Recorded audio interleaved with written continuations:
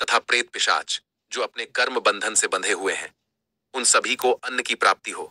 यदि भोजन करते समय कोई अतिथि आ जाए तो उसका स्वागत करे और उसे आसन देकर प्रणाम करके उसका सत्कार करे।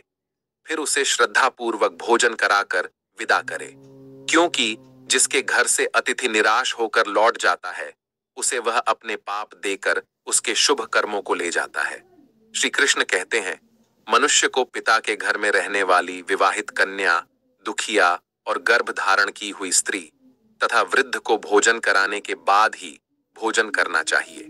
इन सभी को भोजन कराए बिना जो स्वयं भोजन ग्रहण करता है, उसका भोजन पापमय बन जाता है। ऐसा व्यक्ति नरक में ही जाता है। जो स्नान किए बिना ही भोजन करता है, उसका भोजन मल भक्षण के समान हो जाता है। जो बालक एवं वृद्ध आदि के हिस्से का भोजन करता है, उसका भोजन विष्ठा के समान हो जाता है। और जो बिना दान किए ही भोजन ग्रहण करता है, उसका भोजन विष के समान बन जाता है। मनुष्य को कभी भी दुराचारी व्यक्ति द्वारा दिया गया अथवा दूसरों द्वारा अपमानित करके दिया गया भोजन कभी भी ग्रहण नहीं करना चाहिए। मनुष्य को चाहिए कि परोसे हुए भोजन का अग्रभाग अग्नि को देकर ही भोजन करना चाहिए। भोजन को एकाग्र चित्त होकर करना चाहिए। प्रथम मीठा, फिर लवण और खट्टा और अंत में कटु एवं तीखे पदार्थों का सेवन करे। प्रथम 3 निवाले मौन होकर ग्रहण करने चाहिए। ऐसा करने से व्यक्ति के सभी पाप कर्म तुरंत नष्ट हो जाते हैं और भगवान की कृपा से उसे जीवन भर कभी अन्न की कमी महसूस नहीं होगी। श्री कृष्ण कहते हैं, पूर्व दिशा में बैठकर भोजन करने से व्यक्ति रोगों से और मानसिक तनाव से मुक्त हो जाता है। बीमार बुजुर्गों को पूर्व की ओर मुख करके भोजन अवश्य करना चाहिए।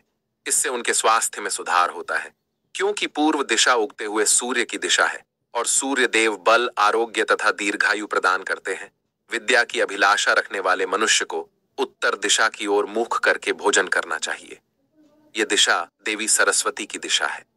ध्यान रहे, दक्षिण दिशा की ओर मुख करके भोजन न करे, ये मृत्यु की दिशा होती है। इस दिशा में मुख करके भोजन करने से आयु कम होती है। टूटे फूटे बर्तनों में भोजन नहीं करना चाहिए, यह दुर्भाग्य को निमंत्रण देता है। भोजन हमेशा स्वच्छ थाली में ही करना चाहिए। गंदी थाली में भोजन करने से जीवन में दुर्भाग्य आता है। एकादशी के दिन तामसिक अन्न का सेवन न करे। जो मनुष्य एकादशी के दिन तामसिक अन्न अर्थात मांस का सेवन करता है, लक्ष्मी उसे छोड़कर चली जाती है। भोजन का अपव्यय करना अनर्थ माना गया है। इसीलिए थाली में जितना आवश्यक हो उतना ही भोजन ले। अगर कोई व्यक्ति साथ में भोजन कर रहा हो तो उसका भोजन समाप्त होने तक उठकर नहीं जाना चाहिए। इससे पितृदेव नाराज हो जाते हैं। भोजन के बाद थाली में हाथ धोना अनुचित माना गया है। थाली में हाथ धोने से अन्न का अपमान होता है। भोजन के बाद थाली में हाथ धोने वाले लोग नीच योनि में जन्म लेते हैं। सबसे महत्वपूर्ण बात ध्यान रहे कि व्यक्ति को बिस्तर पर बैठकर कतई भोजन नहीं करना चाहिए। ऐसा करने से व्यक्ति कई प्रकार के रोगों से ग्रसित हो सकता है। भोजन केवल जमीन पर आसन बिछाकर उस पर बैठकर ही करना चाहिए। भोजन करते समय दिशाओं का ध्यान रखना बहुत ही आवश्यक होता है। यदि गलत दिशा में बैठकर अथवा गलत दिशा में मुख करके भोजन करने से व्यक्ति को उसके अनिष्टकारक परिणाम प्राप्त होते हैं। भगवान श्री कृष्ण कहते हैं, जिस भोजन के ऊपर से कोई पैर रखकर चला गया हो अथवा कोई व्यक्ति भोजन को लांघ कर गया हो, तो ऐसे भोजन को कभी खाना नहीं चाहिए। ऐसा भोजन अशुद्ध हो जाता है। ऐसे भोजन को पशुओं को खिला देना चाहिए। दूसरों के द्वारा लांघा गया भोजन खाने से मनुष्य की आयु कम हो जाती है और उसके शरीर में भिन्न भिन्न प्रकार के रोग उत्पन्न होते हैं। यदि भोजन में बाल निकल आता है तो ऐसा भोजन त्याज्य हो जाता है। यदि अन्न में बाल निकलता है तो उसे ईश्वर को कभी प्रसाद के रूप में नहीं चढ़ाना चाहिए और ना ही स्वयं खाना चाहिए। ऐसा भोजन प्रेतों को प्राप्त हो जाता है। श्री कृष्ण कहते हैं, मनुष्य को दूसरों के लिए परोसा हुआ भोजन भी नहीं खाना चाहिए। जो मनुष्य दूसरों का भोजन छीन के खाता है अथवा किसी को बिना दिए ही स्वयं उस अन्न का उपभोग करता है, उससे देवी अन्नपूर्णा रुष्ट हो जाती है। भोजन सभी में बांटकर खाना चाहिए। दूसरों के हिस्से का भोजन करने से मनुष्य के पुण्य कर्म नष्ट हो जाते हैं। पवित्र आसन पर बैठकर अपने पैरों को भूमि पर रखकर पूर्व की ओर सूर्याभिमुख होकर अन्न ग्रहण करना ही सर्वोत्तम माना गया है। पूर्वाभिमुख होकर भोजन करने से यश की प्राप्ति होती है और उत्तर की ओर मुख करके भोजन करने से सत्य की प्राप्ति होती है। दोनों हाथ, दोनों पैर तथा मुख को पानी से धोकर ही भोजन करना चाहिए। भोजन के पात्र को भूमि पर रखकर अन्न ग्रहण करना ही सर्वश्रेष्ठ माना गया है। शास्त्रों में इस प्रकार के भोजन को उपवास के समान बताया गया है। मनुष्य को क्रोध रहित होकर भोजन करना चाहिए।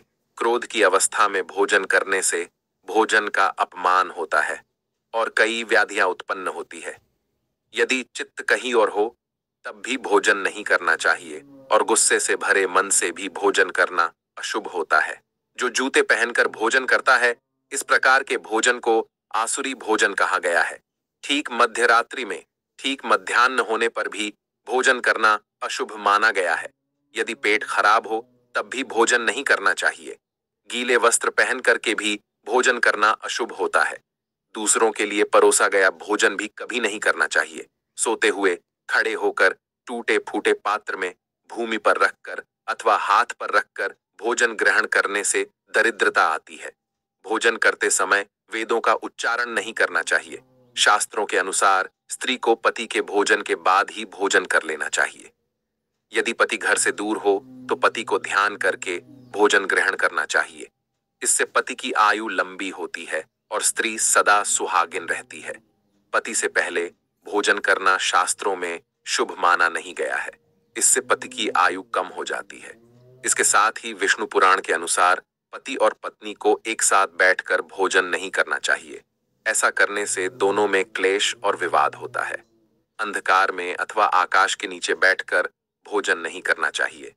भोजन करते समय सिर पर छत अथवा वृक्ष की छाया अवश्य होनी चाहिए। केवल एक वस्त्र पहनकर भी भोजन करना अनुचित होता है अथवा नग्न अवस्था में भोजन ग्रहण करना अशुभ होता है। इससे जीवन में दुर्भाग्य आता है। सवारी पर बैठकर अर्थात किसी वाहन में बैठकर भी भोजन ग्रहण करना अनुचित होता है। साथ ही शैया पर बैठकर भोजन करने से व्यक्ति की आयु कम हो जाती है। हंसते हुए अथवा रोते हुए भोजन करना अनिष्टकारक होता है। इससे गले में अन्न फंसकर प्राण जाने का भी खतरा बना रहता है। तो दोस्तों, इस प्रकार से भगवान श्री कृष्ण ने देवर्षि नारद को भोजन करने का महत्व बताया है। आपको यह कथा कैसी लगी कमेंट करके अवश्य बताएं। जानकारी